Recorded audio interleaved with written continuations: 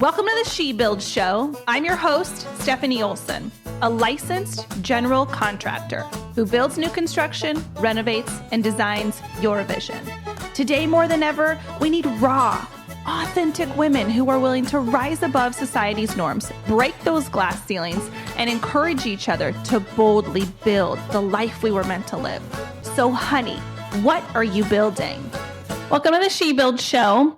For the month of October, we are focusing on interior designers. We're going to feature a few women and interview them, as well as I just want to give you some insight into my experience with interior design.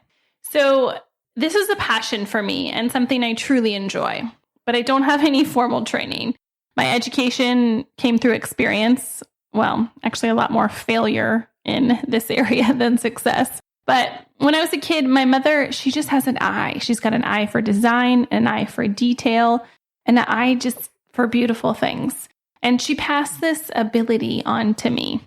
When I was a kid, she owned a basket business, and her job was to arrange things just right into a basket, wrap it, and then tie the most intricate bow. To this day, my mom can make a bow better than anyone and wrap a present in the most incredible, mind-blowing way. So during Christmas, when all the presents are under the tree, you absolutely know which ones are mom's. You can spot her bows. It makes me jealous because I can't make them as good as her, but she just has this gift. Growing up, our home was just put together perfectly. The pictures hung in just the right collage, the stunning hardwood floors, matching the amazing countertops, the glass cabinets displaying her perfectly positioned wine glasses. I love her style. I love the way she puts together a home. And I always ask her opinion if I can't figure something out. So the first house I flipped, I really just went with what everyone else told me to do.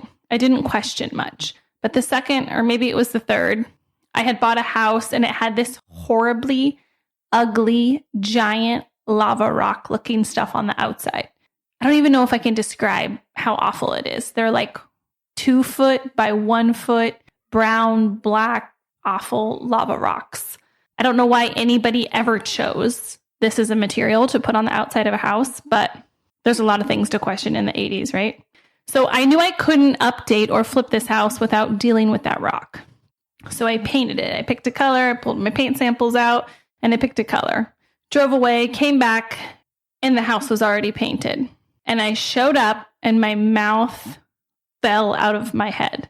It was 100% the wrong color. The house literally looked like someone threw up barfy mangled rock on it. It was horrible. I don't know how the painters didn't say something to me. Like, hey, Steph, that paint color you picked out sucks. No, I never got that phone call. They just painted it and didn't say anything to me.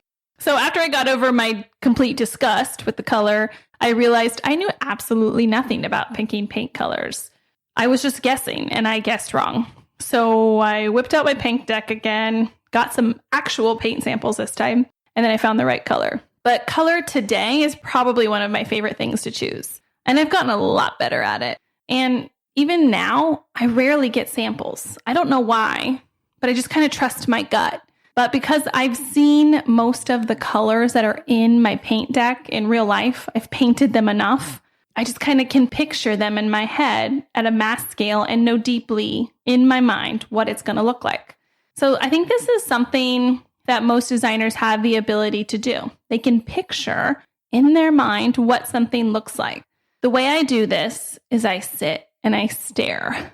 I grab a chair or I park my truck or I just sit in a quiet, empty house. I can't have anybody else around. I just sit and wait. I just did this today. So we have to re-site our house and I grabbed a chair and I just sat. I look at Pinterest, I look at photos and I get inspiration and I slide through my paint deck and I draw ideas on my little Remarkable tablet thing. And then once I see the picture in my head that I know I like, then I know I've nailed it. I don't know why, but I can't do this with other people around. It has to be quiet. My husband was standing there next to me while I was trying to figure out the siding. And I was like, can you leave? I'm like, you're messing with my creativity. I don't know. It's a weird thing, but I have to be by myself. So I didn't know for a long time that other people people like my husband and most of the men I work with, that they can't see what I see. I didn't know that this was a gift. They can't picture the colors, the counters, the backsplash, the floor. They can't see how the puzzle fits together perfectly.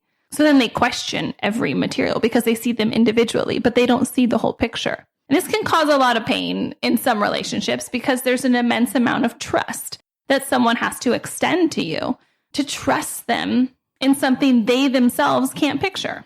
I think this is why designers have a hard job. They have to try to extract the picture in their mind and then try to help you see it. I think the better option is just trust. Trust that they care more about how it turns out than you do. Trust their knowledge, their vision. I love when I'm around other women who have this gift. It's like we can talk about something completely imaginary, but we can both see it in our minds. It's like a code language or something. I love it. So design is such an integral part of construction, and we need more architects, people, engineers, and designers that work together. I can't tell you how many times I have an architect who creates something that when you actually go to build it, it doesn't function. Like, where are you going to put the couch and the TV? What's the flow? How are you going to live in this space? So I actually have a dream. I have a dream to have an office full of bad to the bone women who can all collaborate within the same space. So wouldn't that be cool? Architects and engineers who believe in interior designers and they want to have their input from day one.